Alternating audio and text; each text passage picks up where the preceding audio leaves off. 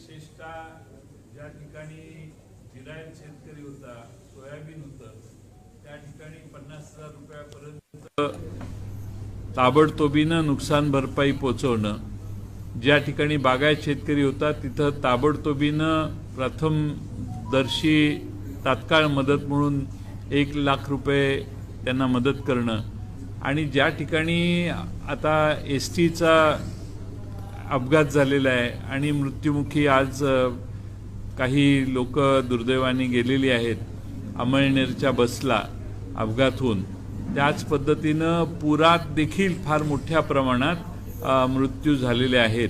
त्यामुळे त्यांना देखील 10,00,000 रुपये मदत ही तात्काळ राज्य सरकारकडून देण्यात यावी अशी मागणी राज्याचे मुख्यमंत्री उपमुख्यमंत्री यांना आम्ही केलेली आहे. त्याचबरोबर राज्यामध्ये फार मोठ्या प्रमाणात विजेची दरवाढ झालेली आहे. 20% दरवाढ झालेली आहे आणि ती दरवाढ ही सामान्य माणसाला न परवडणारी आहे. एका बाजूने पेट्रोल आणि डिझेलचे दर कमी केल्याचा 2 आणि 3 आणि 5 रुपयाचा जो दिलासा महाराष्ट्रातल्या जनतेला सरकार सत्तेवर आल्यावर दाखवण्याचा प्रयत्न केला, तो ग्राहकांच्याकडून असा 20% दरवाढ करून तो दिलासा काढून घेण्याचं काम, हिरावून घेण्याचं काम हे मोठ्या प्रमाणात राज्य सरकारने केलेलं आहे. आणि त्यामुळं या सर्व गोष्टींचा मागणी आम्ही दोन्ही मुख्यमंत्री उपमुख्यमंत्र्यांकडे केली. त्याचवेळी महाराष्ट्रात मागच्या अर्थसंकल्पातली काही कामं आणि आता नव्यानं काही कामं जी धरण्यात आलेली आहेत त्यांना जी स्थगिती दिलेली आहे ती स्थगितीही उठवावी त्यांनी. आणि महाराष्ट्राचा विकास हा ज्या पद्धतीनं शेवटी सरकार येतात आणि जातात, पण अशा स्थगितीने विलंब होतो, किंमत वाढ होते, शेवटी कामं तर करावीच लागतात. तर त्यासाठी असणारे अडथळे देखील या नव्या सरकारने दूर करावेत अशी आम्ही त्यांच्याकडे मागणी केलेली आहे. सर, सुरेश दस यांनी आरोप केला आहे की आपण मराठवाड्यामध्ये खोटी निविदा काढून मराठवाड्याची फसवणूक केली आहे, मोठ्या पैसे लाटण्याचा आपल्यावर आरोप आहे. पैसे मोठ्या प्रमाणात निविदा खोटे काढून पैसे लाटण्याचा त्यांनी आरोप केला आहे की पैसे लाटले कमवले त्या माध्यमातून. ठीक आहे, सुरेश दस काय ते महाराष्ट्राला माहिती आहे, त्याच्याबद्दल जास्त बोलण्याची काही आवश्यकता नाही. काही खोटे आम्ही कधी काम करत नाही. रीतसर ज्या निर्णय झालेले आहेत त्याप्रमाणे मराठवाड्यातल्या आष्टी पाटोदा या भागात पाणी कृष्णेचं पोचवण्यासाठी जी योजना होती त्या योजनेचा निविदा निघालेल्या आहेत, त्या रीतसर निघालेल्या आहेत. त्या काढा म्हणून मी सांगितलेलं नाही किंवा काढू नये म्हणून सांगण्याचा प्रश्न उद्भवत नाही. ती प्रोसिजर आहे, ती प्रोसिजर झालेली आहे. आणि आता त्या भागाला जर राज्य सरकारला पाणी द्यायचं नसेल, तिथल्या भागाला वंचित ठेवायचं असेल तर त्या दृष्टीने त्या सरकारने त्यांचा निर्णय घ्यायचा आहे. शेवटी मराठवाड्याला पाणी देण्याच्या योजना आमच्या महाविकास आघाडीने मोठ्या प्रमाणात घेतलेल्या आहेत हातात, त्यातली ती एक योजना आहे. आता मराठवाड्याला पाण्यापासून वंचित ठेवण्याचं काम जर कोणी करत असेल तर त्याला नव्या सरकारला मला खात्री आहे की नवं सरकार असं करणार नाही, पण केलंच तर मग लोकांनाही कळेल काय चाललंय ते. नीटची एक्झाम होती, त्या एक्झाममध्ये वाशिममध्ये काही मुस्लिम मुलींना हिजाब काढून परीक्षेला जाण्यासंदर्भात सांगण्यात आलं. चुकीचे देखील त्यांच्यासोबत वर्तणूक झाली असं त्यांचं म्हणणं आहे. त्या संदर्भात तक्रार देखील दाखल झाली आहे. तक्रार दाखल झाली आहे आणि पोलीस योग्य ती कारवाई करतील अशी आमची अपेक्षा आहे. अशा पद्धतीनं एखाद्या धर्माच्या भावना दुखावणं हे योग्य आहे असं मला वाटत नाही. काल मुख्यमंत्र्यांच्या एका कार्यक्रमात थोर व्यक्तींच्या प्रतिमा या पडल्या, गर्दी झाली होती मोठ्या प्रमाणात स्टेजवर. कसं पाहता याकडे, ज्यांना अर्ध्या तासांपूर्वीच आपण हार आणि उचलून आपण त्यांची आपण त्यांना अर्जून करतो आणि दुसऱ्याच क्षणी आपण त्यांना दुर्लक्षित करतो. असं आहे की मी ते बघितलं, व्यासपीठावर ते प्रतिमा ठेवण्यात आलेल्या होत्या आणि एवढी गर्दी झाली की त्या प्रतिमांकडे दुर्लक्ष झालं. त्यांचा राष्ट्रपुरुषांच्या प्रतिमा या खाली पडलेल्या दिसल्या आणि गर्दी एवढ्या मोठ्या प्रमाणात झाली की धक्का लागून त्या पडल्या. त्यामुळं ते पाहणाऱ्या सगळ्यांनाच त्याच्याबद्दल नाराजी लोकांच्यात पसरली आहे की हे काही झालं हे योग्य नाही. त्यामुळं ते टी व्हीवर दिसलं, ते चित्र बघितलं तर राष्ट्रपुरुषांच्या या प्रतिमा धक्का लागून पडल्या, हे काही योग्य झालं असं मला वाटत नाही. सर, या प्रकरणामध्ये एक गोष्ट दिसली की जी निधी स्थगिती दिली आहे ते फक्त काँग्रेस आणि खास करून राष्ट्रवादीच्या आमदारांची निधीवर स्थगिती दिली आहे, जे जुने काम होते. परंतु शिवसेनेच्या नेते आमदारांची या ठिकाणी कुठल्या प्रकारे निधीला स्थगिती देण्यात आलं नाही. मला माहीत नाही कशाला त्यांनी स्थगिती दिली आणि कशाला चालू ठेवलेलं आहे. ज्याला स्थगिती चालू कामांना किंवा जी कामं धरून ज्यांची कामं सुरू झालेली आहेत त्यांना अशी स्थगिती देणं हे तात्पुरत्या स्वरूपात असतं. थोड्या दिवसाने ती कामं करावीच लागतात. 20 तारखेला सुनावणी पार पडणार आहे सुप्रीम कोर्टामध्ये.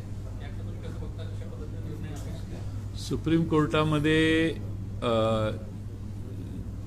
भारताचे सरन्यायाधीशांनी 3 सदस्यांच्या बेंचच्या समोर हे प्रकरण ताबडतोबीनं घेतलं, याचं आम्हाला समाधान आहे. मला खात्री आहे की डिस्क्वालिफिकेशन झालेलं आहे अशीच कृती या सर्व आमदारांच्याकडून झालेली आहे आणि विधानसभेच्या कामकाजात ते रेकॉर्डवर देखील आलेलं आहे. त्यामुळं मला खात्री आहे की सुप्रीम कोर्टात योग्य तो निकाल लागेल आणि शिवसेनाच्या पक्षाने दिलेला आदेश झुगारून त्यांनी मतदान केलं त्याविषयी मला खात्री आहे की लवकर निर्णय लागेल. आमची अपेक्षा आहे की शेवटी कायदा कशासाठी, असे पक्षांतर थांबवण्यासाठी आहे. मग असं पक्षांतर ढळढळीत झालेलं जर असेल, पक्षाच्या आदेशाचं उल्लंघन झालं असेल तर त्याचा ताबडतोबीने सुप्रीम कोर्टाने हिअरिंग घेऊन त्याच्यावर निकाल देणं अपेक्षित होतं. ते घडेल असं दिसतंय. शेवटी अलीकडच्या काही कालावधीत लोकांच्या अपेक्षा अशा आहेत की अशा पद्धतीनं कायदा, नियम, पक्षांतरबंदीचे कायदे पायदळी तुडवून जी सरकार आणण्याची प्रयत्न जी लोक करतात त्यांच्यावर कडक कारवाई जर व्हावी अशी अपेक्षा असेल तर न्यायाधीशांनी तात्काळ निर्णय घेतला पाहिजे. मला खात्री आहे की रामण्णा हे अत्यंत स्ट्रेट फॉरवर्ड न्यायाधीश आहेत. त्यामुळे ते रिटायर होणार आहेत 26 ऑगस्टला. अपेक्षा ही आहे की ते रिटायर होण्याच्या आधी निर्णय होईल अशी अपेक्षा आहे. सर, अरुणाचल प्रदेशमध्ये असं प्रकरण झालं होतं आणि त्या प्रकरणामध्ये राज्यपालांचीही कोर्टाने हकालपट्टी केली होती. या प्रकरणामध्ये जर निलंबनाची कारवाई शिवसेनेच्या आमदारांवर झाली तर राज्यपालांची हकालपट्टीची आपण मागणी करणार आहात? नाही, त्या प्रकरणात राज्यपालांची हकालपट्टी नाही झालेली. राज्यपालांनी घेतलेले जे निर्णय आहेत ते कसे चुकीचे आहेत हे त्या 5 जजच्या बेंचने निर्णय घोषित केलेलं होतं. त्यामुळं मग पुन्हा जुना मुख्यमंत्री आणून बसवण्याची पाळी आली. राज्यपालांना मला माहीत नाही, त्यांना काढलं नंतर ते राष्ट्रपती तो काढायचा अधिकार राष्ट्रपतींचा आहे. त्यावेळी प्रणव मुखर्जींसारखे राष्ट्रपती असल्यामुळे त्यांनी त्यावेळी त्या राज्यपालांना काढलं. आता सध्याच्या राष्ट्रपतींच्याकडून तशी अपेक्षा करणं थोडंसं जरा जादाच अपेक्षा ठेवल्यासारखं होईल. आमची अपेक्षा नाही असं म्हणतात. कशाची?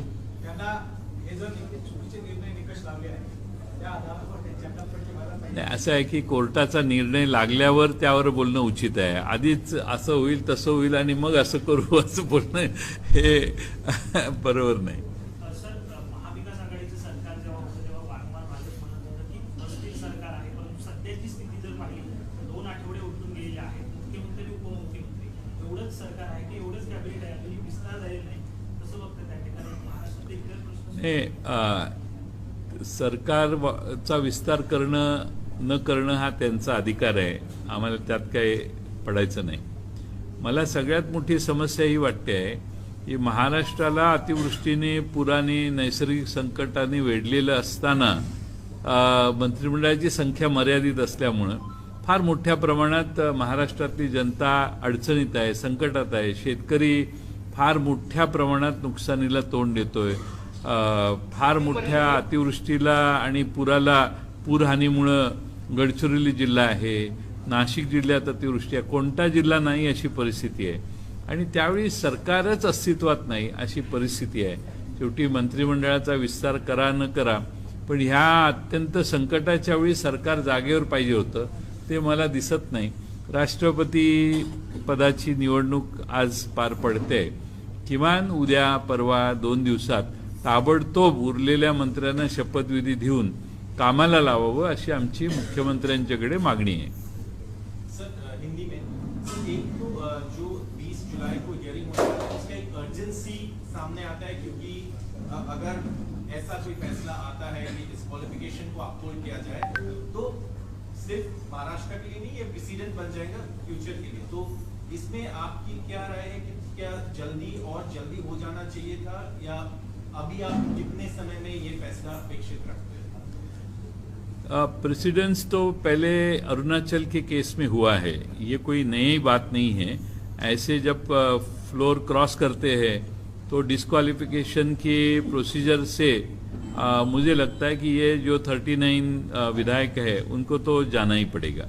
अब सवाल ये है कि जल्द से जल्द इसका निर्णय हो. ऐसे भी हो चुका है पहले कि काफ़ी साल केस चल रही है, निर्णय कुछ नहीं आया. तो इसका मतलब ये है कि न्याय व्यवस्था ये जो क्रॉस वोटिंग बेकायदेशीर जो काम हुआ है उसको सपोर्ट कर रही है इनडायरेक्टली. हमारे स्कूल में एक टेक्स्ट बुक में एक ये था चैप्टर साइलेंट लाई, वैसे इसको भी उधर नज़रअंदाज करके टाइम पास करने की कोशिश की तो 2-2.5 साल कभी भी पूरे हो सकते. लेकिन हमें विश्वास है कि रामन्ना जी जो चीफ जस्टिस ऑफ इंडिया है उन्होंने ये जान के 20 तारीख को सबको डेट दी है और 3 जन का बेंच ये सुनवाई करेगी. हमें पूरा यकीन है, विश्वास है कि रामन्ना जी 26 अगस्त को रिटायर होने वाले, ऐसा मैंने सुना. शायद गलत भी हो सकता है मेरा ये इन्फॉर्मेशन, लेकिन मुझे बताया गया. हम कम से कम ये अपेक्षा करते हैं कि रामन्ना जी रिटायर होने के पहले इसका निर्णय हो और इस महाराष्ट्र में जो वोटिंग विधानसभा के अध्यक्ष के लिए और विश्वासदर्शक ठहराव के लिए जिन लोगों ने विप के खिलाफ वोटिंग किया है उन सारे लोगों ने हमारे जो डिस्क्वालिफिकेशन की जो प्रोसेस है उसको उन्होंने निर्णयात्मक घोषित करे. और हम समझते हैं कि विधानसभा के अध्यक्ष जो है उनके सामने अभी अध्यक्ष तो उनके ही चुन के आए हैं और वो आए हैं उनको चुन के, वो भी इन लोगों का सपोर्ट लेके आए हैं. तो ये केस उनके सामने चलाने से कोई मतलब नहीं है.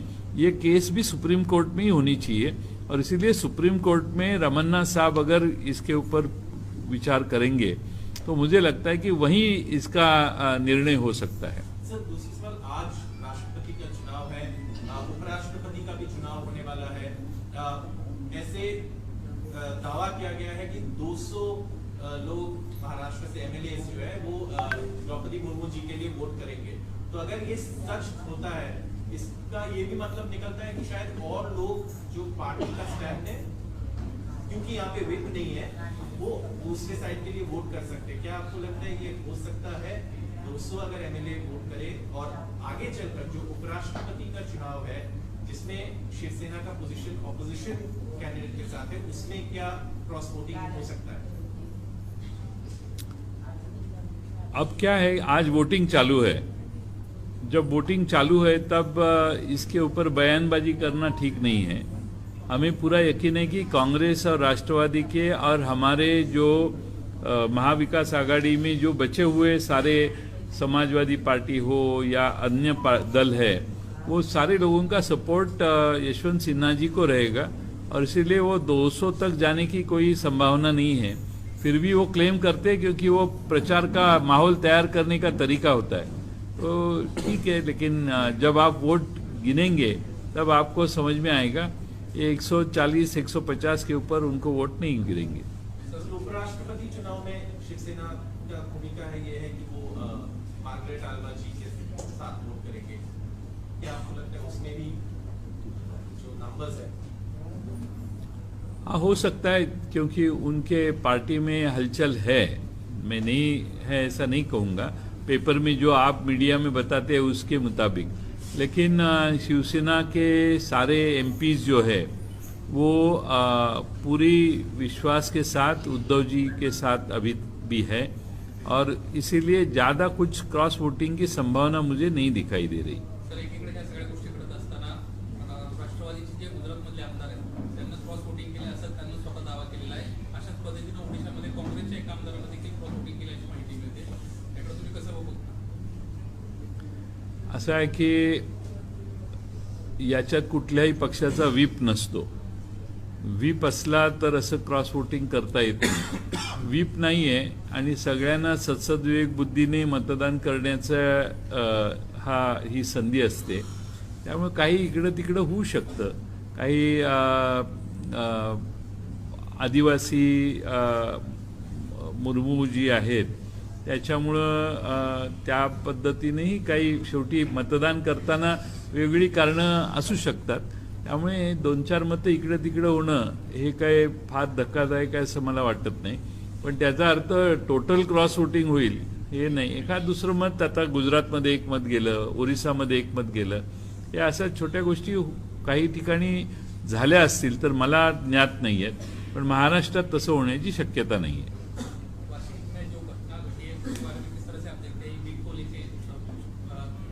ये बहुत गंभीर घटना है और उनको उनकी जो प्राइवेसी है या उनके जो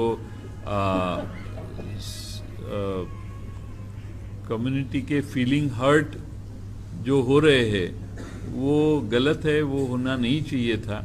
और वो जो महिला छात्र है उनको ऐसी ट्रीटमेंट देने की आवश्यकता नहीं थी।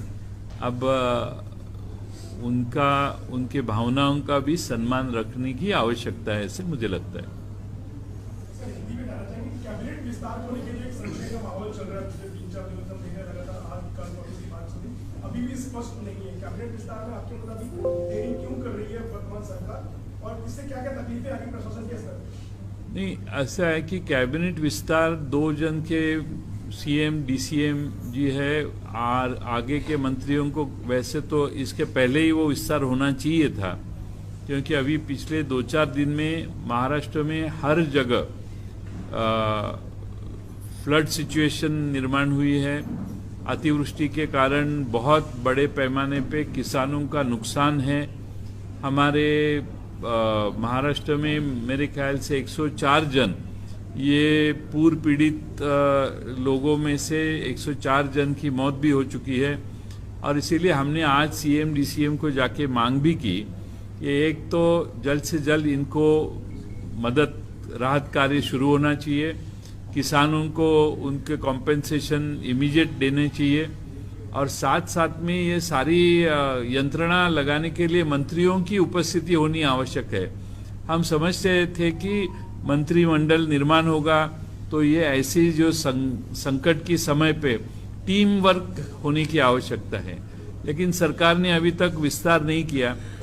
शायद अब कर सकती है, 2-4 दिन में हो सकता है, लेकिन वो अभी सरकार का विस्तार न होने के कारण महाराष्ट्र के किसान और हमारे जो ग्रामीण क्षेत्र है, गढ़चिरौली जैसा क्षेत्र है, नासिक जिले में अलग अलग जगह बहुत जगह बाढ़ की परिस्थिति निर्माण हुई है, वहाँ राहत कार्य अभी चालू नहीं हुआ है। हम मांग कर चुके हैं सुबह सरकार से, ये जल्द से जल्द ये राहत कार्य चालू होना चाहिए। सर, 2 तरह के कयास लगाए जाते हैं। पहला ये कि देरी इसलिए हो रही है कि सुप्रीम कोर्ट में मामला पेंडिंग है, उसके फैसले पे काफी कुछ निर्भर करता है। दूसरा कयास ये भी लगाया जाता है कि कहीं ना कहीं विभागों के बंटवारे को लेकर अनबन है दोनों के बीच में, इसलिए नहीं हो पा रहा। आपको क्या लगता है? ये दोनों सच होंगे ऐसा मुझे लगता है। ये दोनों चीजें हुई होगी, इसलिए कौन सा विभाग किसके पास ये भी हो सकता है। और दूसरा, अपने सुप्रीम कोर्ट का निर्णय आने की संभावना है। मुझे नहीं लगता कि 12-13 तारीख को इमीडिएट आएगा, लेकिन 2-4 सीटिंग होके निर्णय आएगा, ऐसी हमें अपेक्षा है. चला, थँक्यू.